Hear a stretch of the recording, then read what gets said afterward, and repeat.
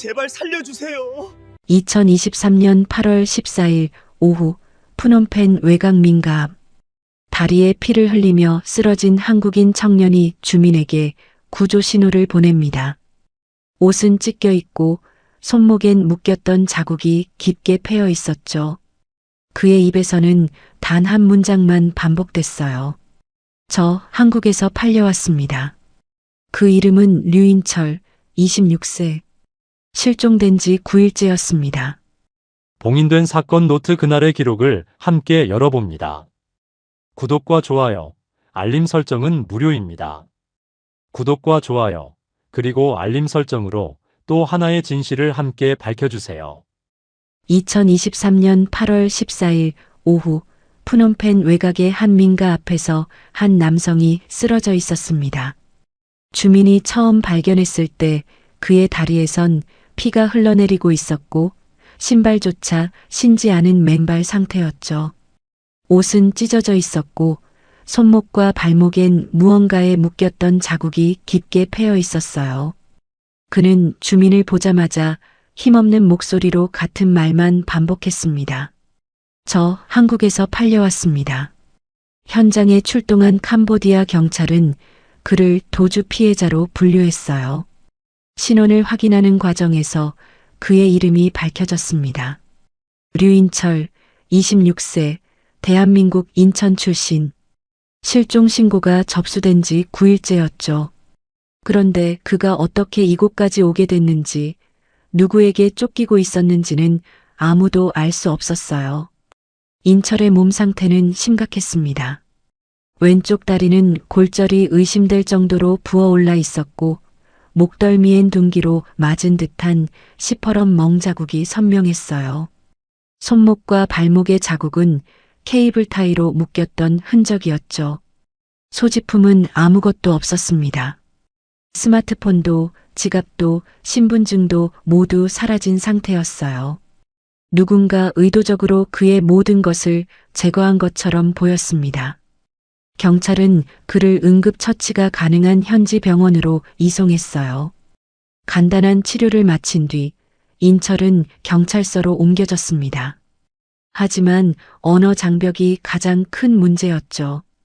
인철은 한국어로만 말했고 현지 경찰은 그의 말을 제대로 이해하지 못했어요. 통역이 필요했지만 주말이었고 대사관과의 연락도 쉽지 않았습니다. 경찰은 그를 한국 대사관으로 데려갔어요. 그러나 그곳 역시 주말 휴무 상태였습니다.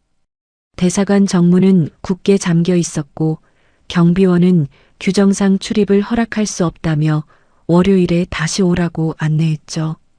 피와 먼지를 뒤집어 쓴 채 길가에 서 있던 인철은 그 순간을 훗날 가장 큰 절망이었다고 회상했습니다. 다행히 그때 근처를 지나던 한국인 건설업자가 인철을 발견했어요. 그는 즉시 상황을 파악하고 현장 사진을 찍은 뒤 대사관 긴급 연락망을 통해 직원을 호출했습니다. 그제야 인철은 보호 조치를 받을 수 있었죠. 대사관 직원이 도착했을 때 인철은 떨리는 목소리로 자신에게 무슨 일이 있었는지 설명하기 시작했어요. 그는 한국에서 빚 때문에 이곳으로 끌려왔다고 말했습니다. 불법 대부업체의 제안을 받고 캄보디아로 왔지만 도착하자마자 모든 게 달랐다고 했죠. 자신은 팔린 몸이라는 말을 들었고 감금당했으며 보이스피싱 업무를 강요받았다고 했어요. 그리고 9일 만에 겨우 탈출했다고 덧붙였습니다. 대사관 직원은 인철의 진술을 기록하며 한국 경찰에 즉시 연락을 취했어요. 동시에 캄보디아 경찰과의 공조 수사 가능성도 타진했습니다. 하지만 인철이 갇혀 있었다는 장소의 정확한 위치는 아직 확인되지 않은 상태였죠. 그는 탈출 과정에서 어둠 속을 헤매며 도망쳤기 때문에 자신이 어디에 있었는지 정확히 알지 못했어요. 인철의 증언은 단순한 사기 사건이 아니었습니다. 이건 조직적인 인신매매였고 그 배후엔 한국과 캄보디아를 연결하는 거대한 루트가 존재하고 있었죠. 그리고 그 시작점엔 불법 대부업체 K머니가 있었어요. 인철은 그들에게 속았고 팔렸으며 감금당했습니다. 그가 겪은 9일간의 기록은 이제 막 시작되고 있었어요. 류인철은 평범한 청년이었습니다. 인천의 작은 원룸에서 혼자 살았고 단기 일용직을 전전하며 생계를 이어가고 있었죠. 공장 작업, 물류센터 상하차, 건설 현장 보조. 일이 있을 때는 벌고 없을 때는 견디는 삶이었어요. 그렇게 2023년 7월 중순까지는 그럭저럭 버틸 수 있었습니다. 문제는 7월 20일에 시작됐어요. 어머니가 갑자기 쓰러지셨습니다. 뇌졸중 의심 진단을 받고 응급실에 실려갔고 입원이 필요하다는 소리를 들었죠. 당장 병원비가 필요했지만 인철에겐 저축이 없었어요. 카드 한도도 이미 막혀 있었고 은행 대출은 신용등급 때문에 불가능했습니다. 그때 지인 한 명이 인철에게 연락을 해왔어요. 급하면 여기 한번 알아봐. 당일 송금되고 신용조회도 안 한대. 메시지와 함께 온 링크엔 K머니라는 업체 이름이 적혀 있었습니다. 광고 문구는 간단했죠. 당일 입금, 신용 무관, 간편 절차. 인철은 고민할 시간이 없었어요. 7월 21일 오전 그는 K머니 상담 채팅창에 접속했습니다. 상담원은 친절했고 절차는 정말 간단했어요. 신분증 사진, 계좌번호, 전화번호만 보내면 됐죠. 1시간 만에 120만 원이 인철의 계좌로 입금됐습니다. 이자는 일주일에 30%라고 했어요. 높긴 했지만 어머니 치료가 급했고 일주일 안에 갚으면 된다고 생각했습니다. 그러나 일주일 뒤인 7월 28일 상황은 완전히 달라져 있었어요. 인철이 상환하려고 연락했을 때 상담원은 말했습니다. 원금 120만 원의 이자 36만 원, 그리고 연체료 48만 원, 총 204만 원을 입금하라는 거였죠. 인철은 당황했어요. 일주일밖에 안 지났는데 연체료가 왜 붙느냐고 물었지만 상담원은 계약서를 다시 읽어보라며 전화를 끊어버렸습니다. 그날부터 독촉 전화가 쏟아지기 시작했어요. 하루에 수십 통씩 걸려왔고 문자 메시지는 멈추지 않았습니다. 가족 연락처도 알고 있다는 암시가 담긴 메시지도 있었죠. 인철은 두려웠어요. 어머니가 입원 중이라는 걸 그들이 알고 있었고 병원으로 찾아오겠다는 협박도 있었습니다. 8월 1일 인철은 일부라도 갚으려고 50만 원을 입금했어요. 하지만 다음날 확인한 채무는 오히려 더 늘어나 있었습니다. 480만 원. 상담원은 지연 손해금이 추가됐다고 설명했죠. 인철은 그제야 깨달았어요. 이건 정상적인 대출이 아니었습니다. 아무리 갚아도 빚은 계속 불어나는 구조였죠. 8월 3일 K머니 측에서 새로운 제안이 들어왔어요. 캄보디아에 있는 업체에서 일주일만 일하면 빚을 전액 탕감해 주겠다는 내용이었습니다. 업무 내용은 간단한 고객 응대, 숙소와 식사 제공, 왕복 항공권까지 회사 부담. 처음엔 의심스러웠지만 상담원은 계속 설득했어요. 합법적인 콜센터 업무고 한국인 직원들도 많이 일하고 있다고 했죠. 심지어 일당도 따로 준다는 말까지 덧붙였습니다. 인철은 고민했습니다. 하지만 다른 선택지가 없었어요.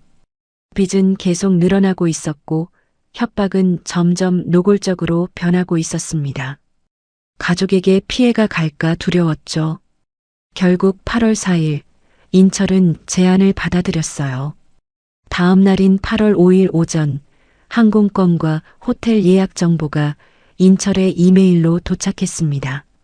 출발일은 8월 6일 오전 인천에서 푸놈펜으로 가는 직항편이었어요.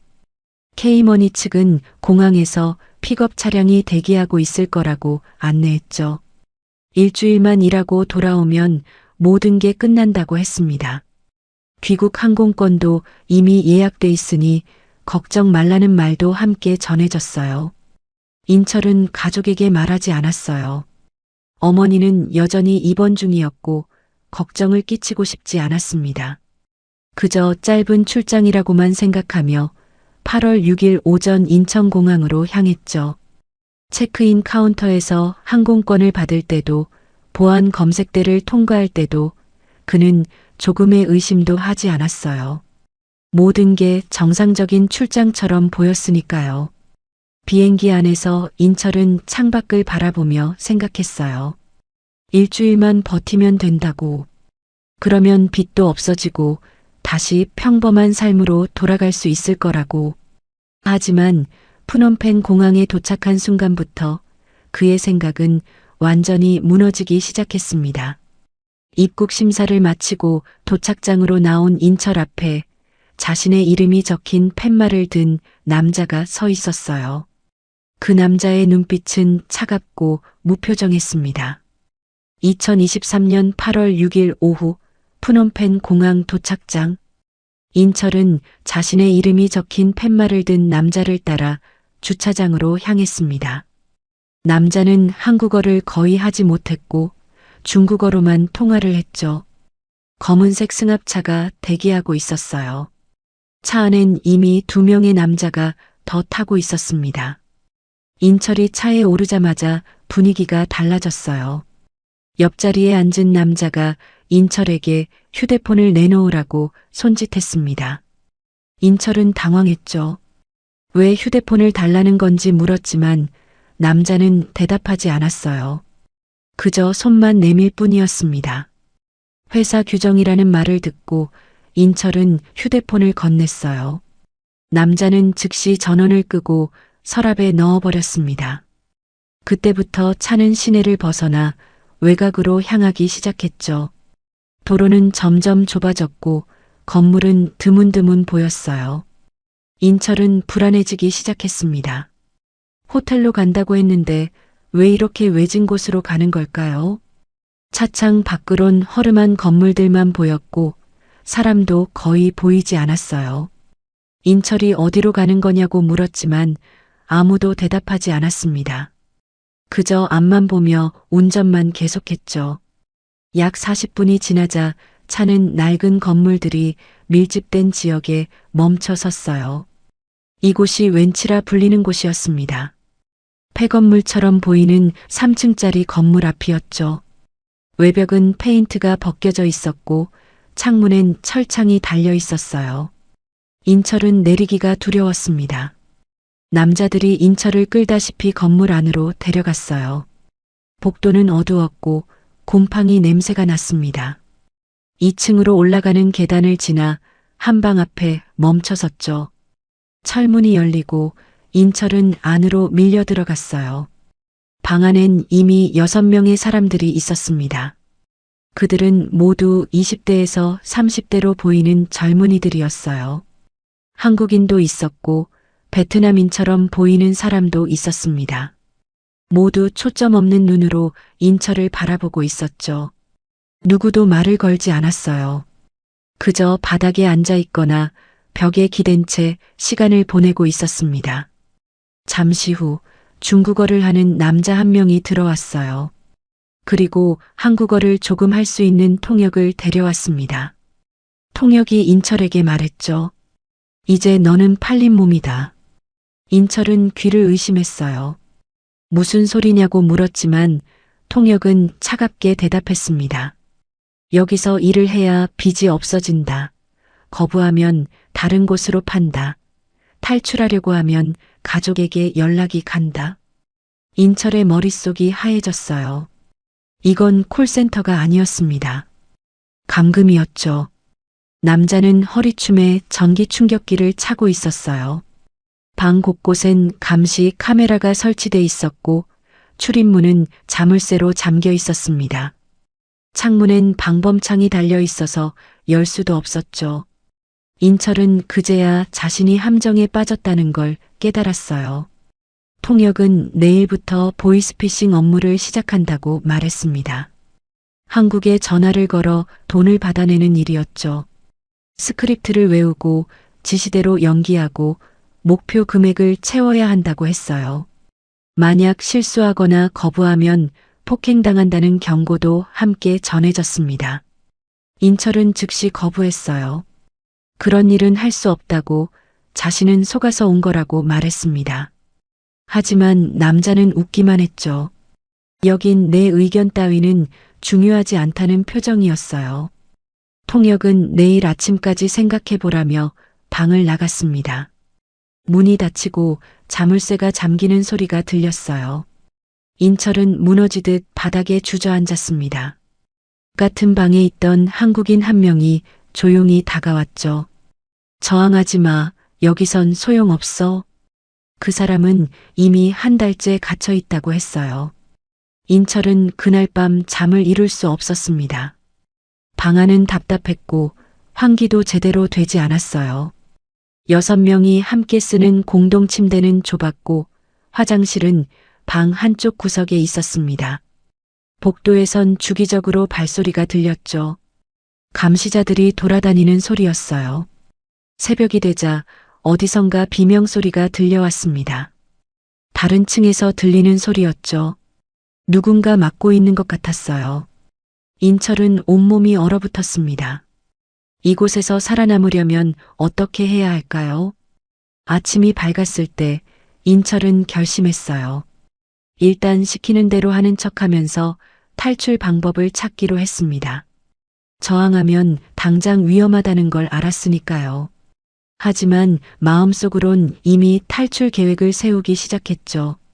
이곳에서 빠져나가야 한다고, 반드시 살아서 돌아가야 한다고 다짐했어요. 8월 7일 아침, 인철의 9일간 감금 생활이 본격적으로 시작됐습니다. 2023년 8월 7일 오전, 인철은 처음으로 업무 지시를 받았습니다. 통역과 함께 온 관리자는 스크립트가 인쇄된 종이 뭉치를 건네주었어요. 경찰청 4층, 검찰 4층, 금융기관 4층, 모두 한국 사람들을 속여 돈을 빼내는 내용이었죠. 인철은 손이 떨렸어요. 관리자는 말했습니다. 하루에 최소 50통의 전화를 걸어야 하고 일주일 안에 결과를 내야 한다고.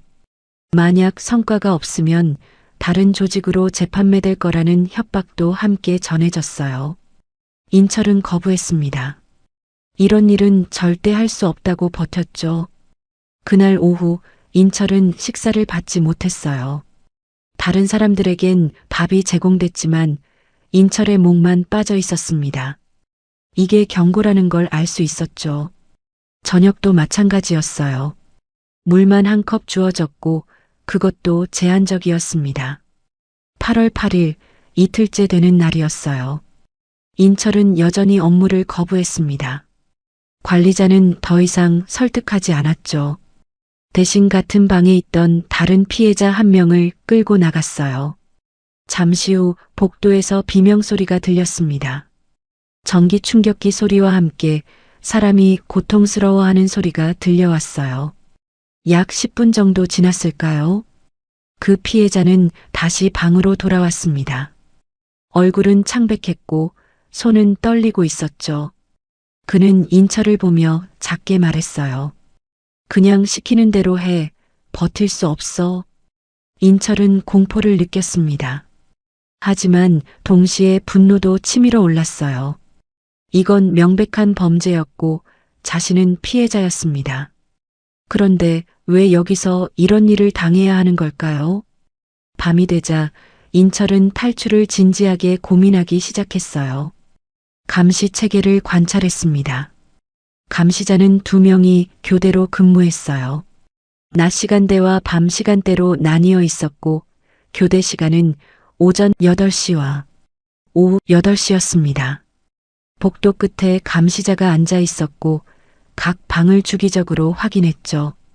하지만 새벽 시간대엔 감시가 상대적으로 느슨해 보였어요. 창문도 살펴봤습니다. 2층 방의 창문엔 방범창이 달려 있었지만 나사 일부가 느슨한 곳이 있었어요. 지면까지의 거리는 약 5m 정도로 보였습니다. 뛰어내리면 다칠 수 있지만 불가능한 높이는 아니었죠. 문제는 감시 카메라였어요. 복도와 계단엔 카메라가 설치돼 있었습니다. 하지만 사각지대도 분명 존재했어요. 화장실 근처와 창문 아래쪽은 카메라 범위 밖이었죠. 인철은 조금씩 정보를 모으기 시작했습니다. 8월 9일 사흘째 되는 날이었어요. 인철은 더 이상 버틸 수 없다는 걸 깨달았습니다. 식사는 하루에 한 끼로 줄어들었고 물도 제한됐어요. 몸은 점점 약해지고 있었죠. 이대로 가다간 탈출할 힘조차 없어질 것 같았습니다. 그날 오후 인철은 일을 하겠다고 말했어요. 관리자는 만족스러운 표정을 지었습니다. 전화기와 스크립트가 주어졌고 인철은 시키는 대로 전화를 걸기 시작했죠. 하지만 실제로 사기를 진행하진 않았어요. 전화가 연결되면 일부러 어색하게 말하거나 상대방이 의심하도록 유도했습니다. 관리자는 인철의 태도를 눈치챘어요. 성과가 나오지 않으면 안 된다는 경고가 다시 왔습니다. 10일 안에 결과를 내지 못하면 중국 조직으로 넘어간다는 말도 들었죠. 같은 방에 있던 피해자 한 명이 조용히 말했어요. 중국으로 넘어가면 돌아오기 더 힘들어진다고. 인철은 시간이 얼마 남지 않았다는 걸 알았습니다. 8월 10일 나흘째가 됐어요. 이날 밤 인철은 같은 방 사람들과 조심스럽게 대화를 나눴습니다. 탈출을 시도한 사람이 있었냐고 물었죠. 한 명이 고개를 끄덕였어요. 한 달 전에 한 사람이 시도했다고 했습니다. 하지만 건물을 빠져나가지 못하고 붙잡혔어요. 그 후로 그 사람은 다른 곳으로 옮겨졌고 소식이 끊겼다고 했죠. 실패하면 더 끔찍한 곳으로 간다는 게 이곳의 불문율이었습니다. 그럼에도 인철은 포기할 수 없었어요. 8월 11일 닷새째가 됐습니다. 인철은 새벽 시간대 감시자의 움직임을 더 자세히 관찰했어요. 새벽 3시에서 4시 사이 감시자는 가끔 졸거나 계단 아래로 내려가 전화 통화를 했습니다. 그 시간이 유일한 기회였죠. 8월 12일 인철은 창문 근처로 자주 이동하기 시작했어요. 방범창의 나사를 손으로 조금씩 흔들어 느슨하게 만들었습니다. 다른 사람들은 눈치채지 못했죠. 밤마다 조금씩 작업했고 나사 하나가 거의 빠질 정도가 됐어요. 8월 13일 인철은 결심했습니다. 다음 날 새벽 탈출을 시도하기로 했어요. 더 이상 기다릴 시간이 없었습니다. 10일이 지나면 자신이 어디로 팔려갈지 알 수 없었고 그때는 정말 돌아올 수 없을 것 같았죠. 그날 밤 인철은 잠들지 않았습니다. 새벽을 기다렸어요. 심장은 미친 듯이 뛰었고 손은 땀으로 젖어 있었습니다. 탈출에 성공할 수 있을까요? 실패하면 어떻게 될까요? 두려웠지만 시도하지 않으면 영원히 이곳에 갇혀 있을 것 같았어요. 새벽 3시가 가까워지고 있었습니다. 2023년 8월 13일 밤 인철은 잠들지 않고 천장을 바라보고 있었습니다. 같은 방 사람들은 모두 잠들어 있었어요. 고른 숨소리만 들릴 뿐 아무도 움직이지 않았죠. 복도에선 감시자가 걸어다니는 발소리가 들렸습니다. 인철은 그 소리에 집중했어요. 감시자는 약 30분마다 한 번씩 복도를 순찰했습니다. 각 방의 문을 열어 안을 확인하고 다시 잠그고 지나갔죠. 하지만 새벽 2시가 넘어가면서 그 간격이 점점 길어졌어요. 40분, 50분, 때론 1시간까지도 순찰이 뜸해졌습니다. 인철은 이 패턴을 며칠간 관찰해 왔어요. 새벽 3시 10분쯤 감시자가 계단 아래로 내려가는 소리가 들렸습니다. 담배를 피우러 가거나 전화 통화를 하러 가는 시간이었죠. 보통 10분에서 15분 정도 자리를 비웠어요. 인철에겐 이 시간이 유일한 기회였습니다. 창문 쪽으로 조심스럽게 다가갔어요. 방범창의 나사는 이미 며칠에 걸쳐 느슨하게 만들어 놓은 상태였습니다. 손으로 잡아당기면 빠질 것 같았죠. 문제는 소음이었어요. 방범창을 빼내는 순간 삐걱거리는 소리가 날 수 있었습니다. 인철은 옷을 벗어 방범창과 창틀 사이에 끼워 넣었어요. 소리를 최대한 줄이기 위해서였죠. 그리고 천천히, 아주 천천히 방범창을 당겼습니다. 나사 하나가 빠지면서 작은 소리가 났어요. 인철은 숨을 멈췄습니다. 같은 방에 있던 사람 중 한 명이 뒤척였어요. 인철은 움직임을 멈추고 그대로 얼어붙었습니다. 몇 초가 지났고 그 사람은 다시 잠들었죠. 인철은 다시 작업을 이어갔어요. 두 번째 나사가 빠졌고 방범창이 한쪽으로 기울었습니다.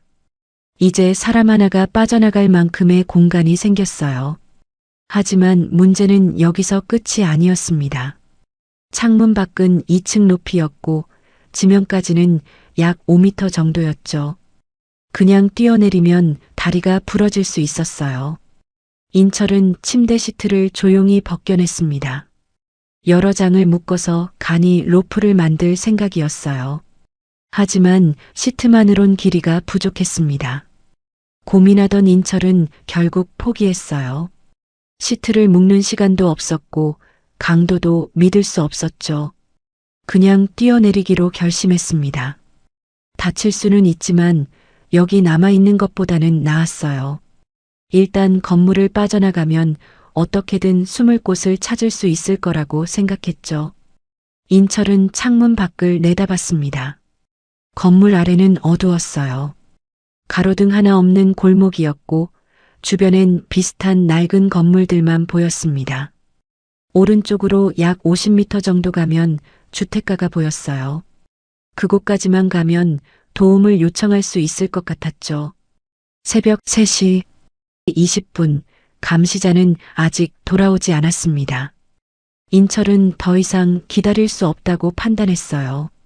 창문을 열고 방범창 사이로 몸을 밀어넣기 시작했습니다. 좁았지만 불가능하진 않았어요. 상반신을 먼저 빼냈고 하반신도 천천히 빠져나갔죠. 창틀에 매달린 채로 아래를 내려다봤습니다. 생각보다 높아 보였어요. 다리가 후들거렸지만 이미 돌이킬 수 없었습니다. 인철은 심호흡을 한 번 하고 손을 놓았어요. 몸이 아래로 떨어졌습니다. 착지하는 순간 왼쪽 다리에 엄청난 충격이 가해졌어요. 뼈가 부러지는 소리가 들렸습니다. 비명을 지르고 싶었지만 인철은 이를 악물고 참았죠. 입술을 깨물어 소리를 삼켰어요.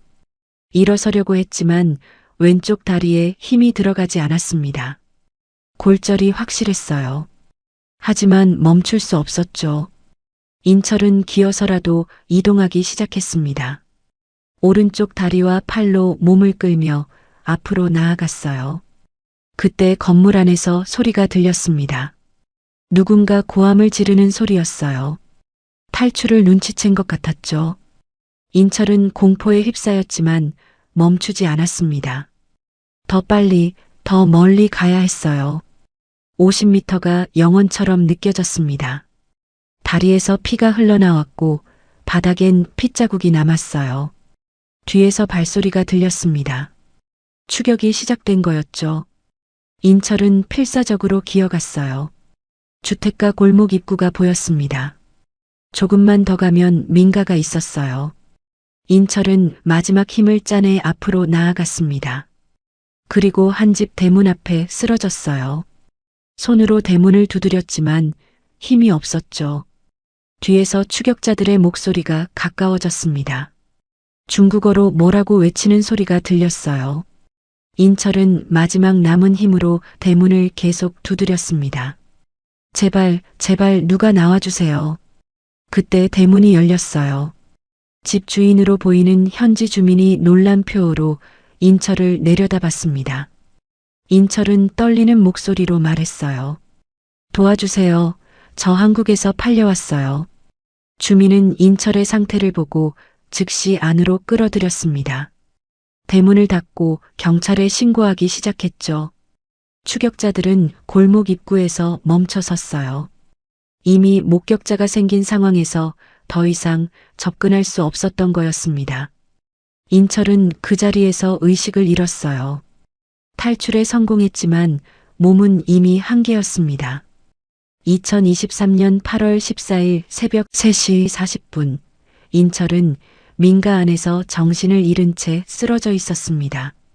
집 주인은 즉시 이웃을 깨워 도움을 요청했어요. 현지 언어로 급하게 통화하는 소리가 들렸고 곧 경찰에 신고가 접수됐습니다. 인철의 다리에선 여전히 피가 흘러나오고 있었죠. 주민은 깨끗한 천으로 상처를 감싸주었어요. 약 15분 후 경찰차 한 대가 도착했습니다. 경찰관 2명이 내려 상황을 파악하기 시작했어요. 집 주인은 몸짓과 현지어로 설명했습니다. 이 남자가 피투성이로 찾아와 도와달라고 했다고, 누군가에게 쫓기고 있는 것 같다고 말했죠. 경찰은 인철을 깨우려 했지만 쉽지 않았어요.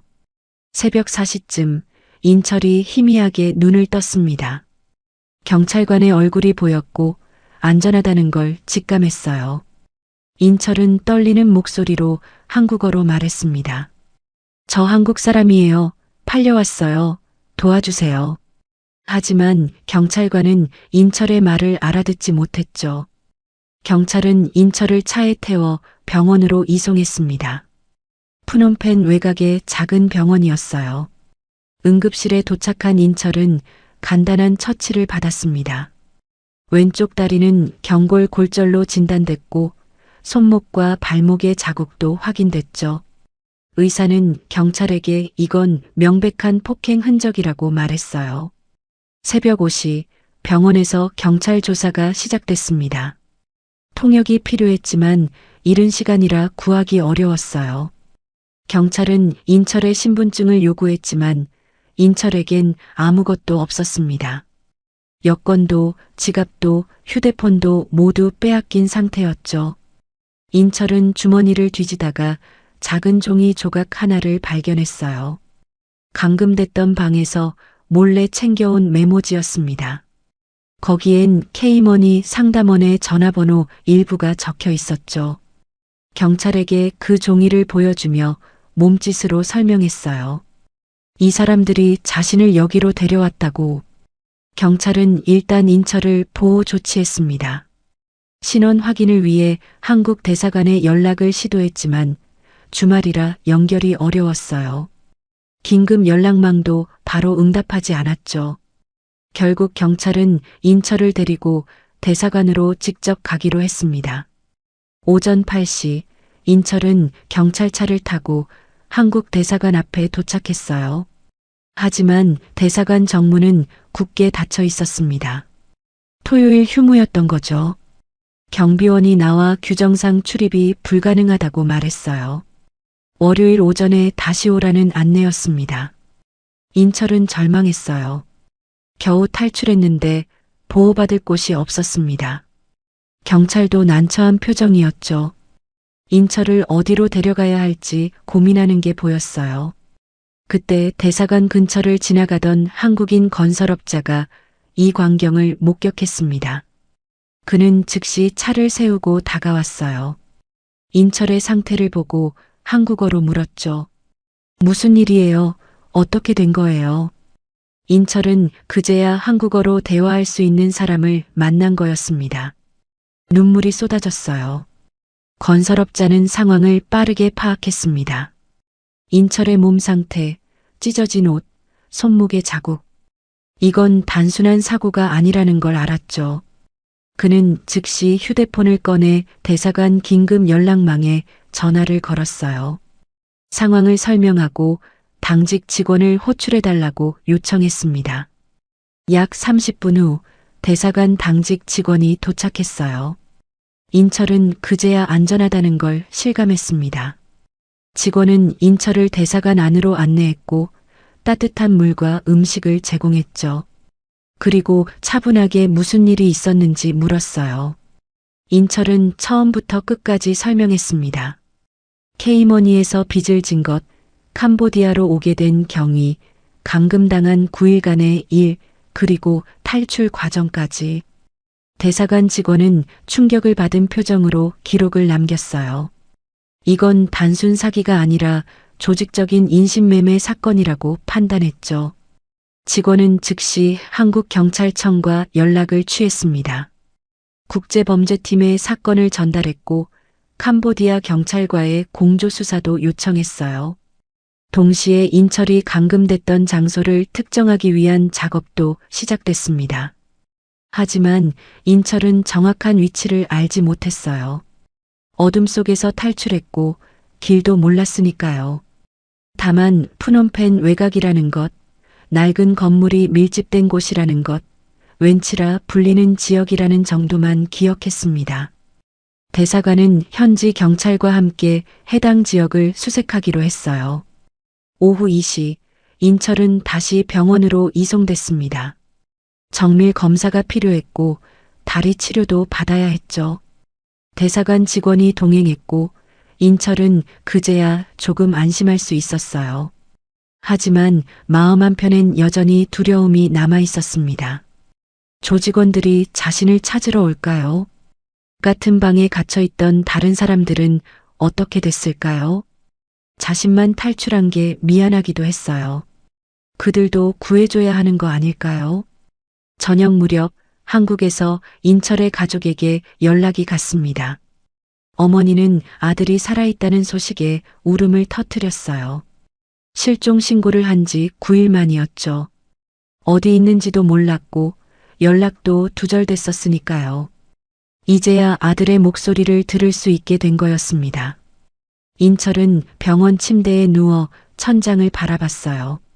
살아남았다는 안도감과 동시에 이제 시작이라는 생각이 들었습니다. 자신을 여기로 보낸 K머니를 반드시 고소해야 했어요. 그리고 자신처럼 속아서 팔려간 사람들이 더 이상 나오지 않도록 해야 했죠. 밤이 깊어갔지만 인철은 잠들 수 없었습니다. 9일간의 악몽이 아직 끝나지 않은 것 같았어요.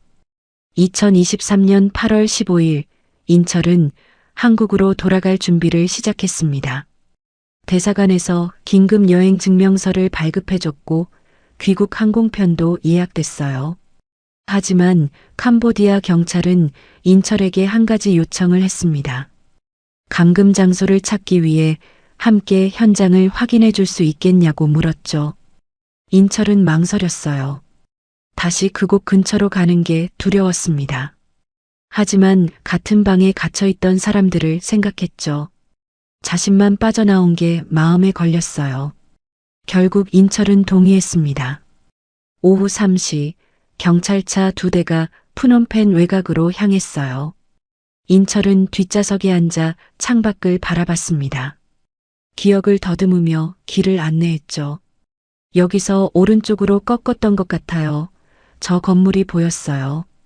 천천히 조금씩 그 장소에 가까워졌습니다. 약 40분을 달렸을 때 인철이 손을 들었어요. 여기에요. 이 골목이에요. 낡은 건물들이 늘어선 웬치 지역이었습니다. 경찰은 차를 세우고 주변을 살펴봤죠. 인철이 가리킨 3층 건물이 보였어요. 하지만 뭔가 이상했습니다. 건물은 텅 비어 있었어요. 창문은 모두 열려 있었고 출입문도 잠겨 있지 않았습니다. 경찰이 안으로 들어갔지만 안엔 아무도 없었죠. 책상, 의자, 침대, 모든 게 사라진 상태였어요. 2층으로 올라갔습니다. 인철이 갇혀 있던 바로 그 방이었어요. 하지만 그곳도 완전히 비어 있었습니다. 방 안엔 쓰레기 몇 개만 남아 있었고 벽엔 먼지만 가득했죠. 감시 카메라도 모두 철거된 상태였어요. 인철은 믿을 수 없었습니다. 분명 이틀 전까지만 해도 사람들이 있었어요. 감시자들도 갇혀있던 피해자들도 모두 있었죠. 그런데 48시간 만에 모든 게 사라진 거였습니다. 조직은 이미 인철의 탈출을 알고 즉시 철수한 거예요.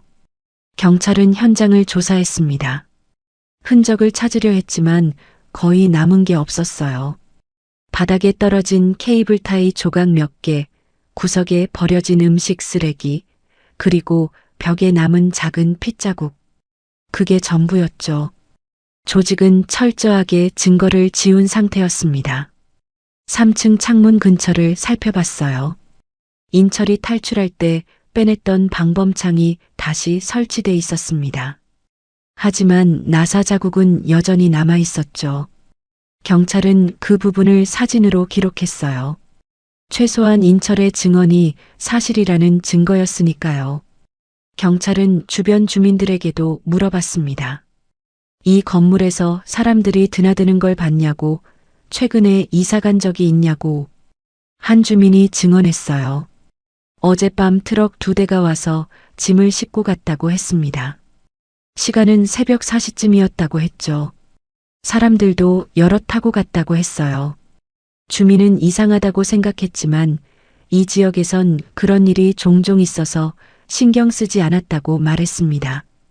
경찰은 트럭의 행선지를 추적하기 시작했어요. 인철은 무력감을 느꼈습니다. 자신이 탈출하는 바람에 조직이 도망쳤고 다른 피해자들까지 함께 끌려간 거였어요. 그들은 지금 어디 있을까요? 더 깊은 곳으로 숨겨진 건 아닐까요? 자신 때문에 그들의 상황이 더 나빠진 건 아닐까 하는 죄책감이 밀려왔습니다. 저녁 무렵 인철은 대사관으로 돌아왔어요. 대사관 직원은 한국 경찰로부터 연락을 받았다고 말했습니다. K머니 대부업체에 대한 수사가 시작됐다는 내용이었죠. 인철의 진술을 바탕으로 압수수색 영장이 발부됐고 곧 강제 수사가 들어갈 거라고 했어요. 8월 16일 인철은 인천행 비행기에 올랐습니다. 9일 만에 다시 한국 땅을 밟게 된 거였어요. 공항에 나온 어머니는 아들을 끌어안고 한참을 울었습니다. 인철도 눈물을 참을 수 없었죠. 살아 돌아온 게 기적 같았어요. 하지만 집으로 돌아온 뒤에도 인철은 편안하지 않았습니다. 밤마다 악몽을 꿨어요. 감금됐던 방, 전기 충격기를 든 감시자, 탈출하다 추격당하던 기억. 모든 게 생생하게 되살아났죠. 잠을 이루기 힘들었습니다. 8월 20일 인철은 경찰서에 출석했어요. 정식으로 피해 진술을 하기 위해서였습니다. K머니 대부업체는 이미 사무실이 폐쇄된 상태였고 대표는 행방이 묘연했죠. 하지만 수사팀은 조직원 일부를 추적 중이라고 말했어요.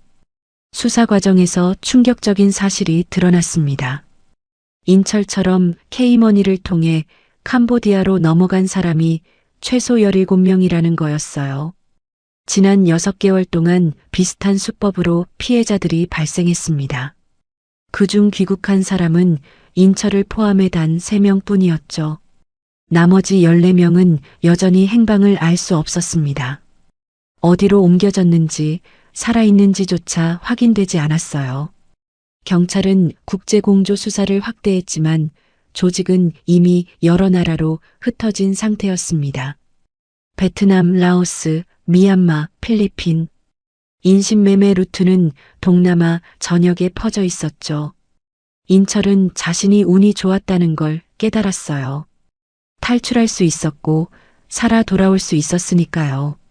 하지만 아직도 그곳에 갇혀 있을 사람들을 생각하면 가슴이 아팠습니다. 자신이 할 수 있는 일이 뭘까요? 인철은 결심했습니다. 자신의 이야기를 세상에 알리기로 했어요. 언론과 인터뷰를 하고 경찰 수사에 적극 협조했습니다. 더 이상 이런 피해자가 나오지 않도록, 그리고 아직 구조되지 못한 사람들을 찾을 수 있도록. 인철의 증언은 사회적 파장을 일으키기 시작했습니다. 2023년 9월 인철의 사건이 언론에 보도되기 시작했습니다. 불법 대부업체를 통한 인신매매, 캄보디아 보이스피싱 조직, 9일간의 감금과 탈출. 기사가 나가자 비슷한 피해 사례들이 쏟아져 나왔어요.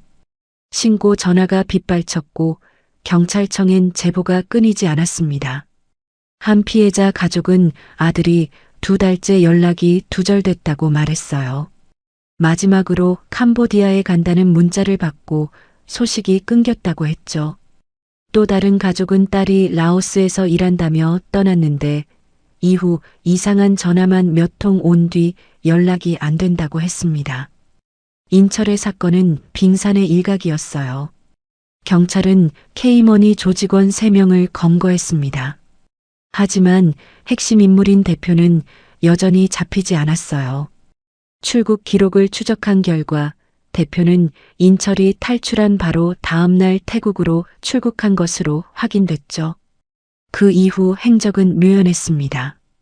검거된 조직원들은 입을 다물었어요. 변호사를 통해서만 대화했고 핵심 정보는 전혀 제공하지 않았습니다. 캄보디아 현지 조직과의 연결고리, 피해자들의 행방, 자금 흐름, 모든 게 베일에 쌓여 있었죠. 수사는 답답하게 진행됐어요. 10월 중순 작은 돌파구가 생겼습니다. 인철과 함께 감금됐던 피해자 한 명이 베트남에서 구조됐어요. 그는 인철이 탈출한 직후 다른 장소로 옮겨졌다가 한 달여 만에 탈출에 성공한 거였습니다. 한국 대사관을 통해 귀국했고 곧바로 경찰 조사를 받았죠. 그의 증언은 충격적이었어요. 조직은 이미 여러 개의 거점을 운영하고 있었습니다. 캄보디아뿐 아니라 라오스, 미얀마, 필리핀에도 비슷한 시설이 있었어요. 피해자들은 주기적으로 이동됐고 추적을 피하기 위해 국경을 넘나들었습니다.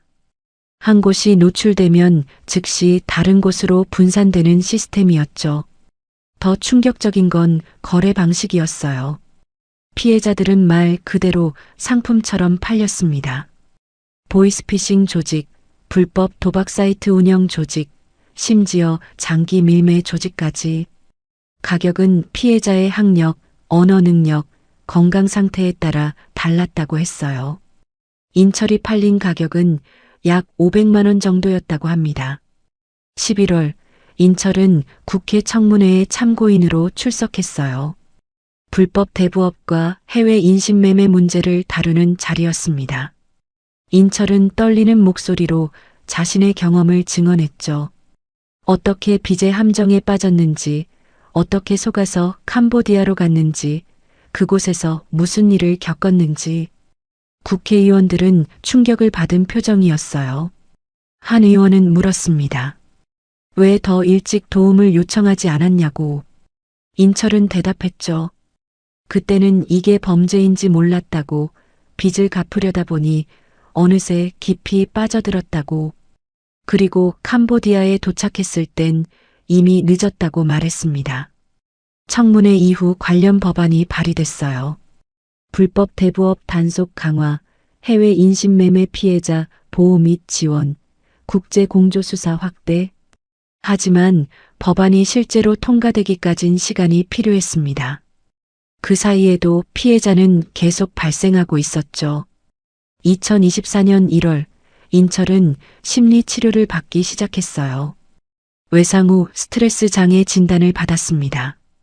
밤마다 악몽에 시달렸고 갑작스러운 소음에도 극도로 예민하게 반응했죠. 일상으로 돌아가는 게 쉽지 않았어요. 하지만 포기하지 않았습니다. 같은 시기 경찰은 K머니 대표의 행적을 추적하다 단서를 발견했어요. 태국에서 두바이로 이동한 정황이 포착됐습니다. 국제형사경찰기구에 적색 수배를 요청했고 여러 나라가 공조수사에 참여했죠. 하지만 대표는 여전히 잡히지 않았어요. 3월 또 다른 피해자 한 명이 필리핀에서 구조됐습니다. 그리고 5월엔 라오스에서 2명이 더 발견됐어요. 조금씩, 아주 조금씩 피해자들이 돌아오고 있었습니다. 하지만 여전히 10명 이상이 행방불명 상태였죠. 그들은 지금 어디에 있을까요? 인철은 가끔 생각합니다. 자신이 탈출하지 않았다면 어땠을까요? 같은 방에 있던 사람들과 함께 옮겨졌을까요? 아니면 더 끔찍한 일을 당했을까요? 탈출한 게 옳은 선택이었는지 확신할 수 없을 때가 있었어요. 하지만 한 가지는 확실했습니다. 자신의 이야기를 알리지 않았다면 다른 피해자들은 더 오래 숨겨져 있었을 거라는 것. 그리고 아직도 이런 함정에 빠지는 사람들이 계속 나올 거라는 것. 인철은 자신의 경험이 누군가에겐 경고가 되기를 바랐습니다. 2024년 8월 인철이 탈출한 지 정확히 1년이 됐어요. K머니 대표는 여전히 잡히지 않았습니다. 조직의 전체 구조도 완전히 밝혀지지 않았죠. 수사는 현재 진행형이었고 끝이 보이지 않았어요. 하지만 변화는 있었습니다. 불법 대부업 단속이 강화됐고 피해 신고 창구가 확대됐어요. 해외 인신매매에 대한 경각심도 높아졌습니다. 작은 변화들이었지만 의미는 있었죠. 인철은 지금도 가끔 그 9일간을 떠올립니다. 감금됐던 방, 탈출하던 밤, 민가 대문을 두드리던 순간 모든 게 생생해요. 그리고 함께 갇혀있던 사람들의 얼굴도 잊을 수 없습니다. 그들은 지금 어디에 있을까요? 살아있을까요? 언젠가 돌아올 수 있을까요? 인철이 답할 수 없는 질문들이었습니다. 빚이라는 이름으로 사람을 사고 파는 시스템. 그 시스템은 여전히 완전히 사라지지 않았어요. 어디선가 지금 이 순간에도 누군가는 함정에 빠지고 있을지 모릅니다. 누군가는 탈출을 꿈꾸고 있을지 모르죠. 인철의 9일은 끝났지만 이야기는 아직 끝나지 않았습니다. 봉인되지 않은 사건, 아직 돌아오지 못한 사람들, 그리고 여전히 작동하는 범죄의 고리. 진실의 일부만 드러났을 뿐 전체는 여전히 어둠 속에 남아 있었어요. 그리고 그 어둠 속 어딘가에 아직도 누군가의 9일이 계속되고 있습니다. 오늘의 사건, 당신은 어떻게 보셨습니까? 진실은 늘 가까이에 있지만 언제나 그 끝은 안개 속에 있습니다. 잊힌 기록 속에서 당신은 어떤 진실을 보셨나요? 오늘의 사건 노트, 마음에 남으셨나요? 봉인된 사건 노트는 멈추지 않습니다. 구독과 좋아요로 다음 이야기를 함께 열어주세요. 구독과 좋아요 꼭 눌러주세요. 잊혀진 이름들, 사라진 진실, 그날의 흔적, 사건 노트로 찾아뵙겠습니다. 지금까지 봉인된 사건 노트였습니다.